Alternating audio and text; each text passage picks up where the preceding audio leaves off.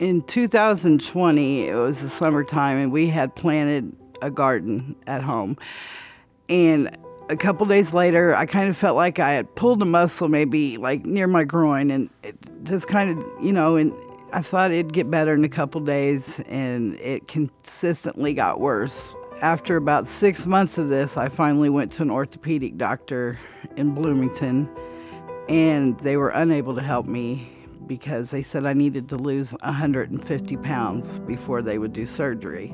I ended up on a walker, and by the 6 months, I was in a wheelchair. I was referred to Dr. Penrose through a friend, and in 2022, I made an appointment, came to his office, and immediately he told me that he could help me. He was very optimistic that even with my obstacles, like the weight, that I would be able to have the hip surgery and be successful with it. Since my hip surgery, I have actually lost 168 pounds now. I'm walking again. My grandsons are both state-ranked wrestlers, and we have tournaments all over the United States, and I'm able to go to those again.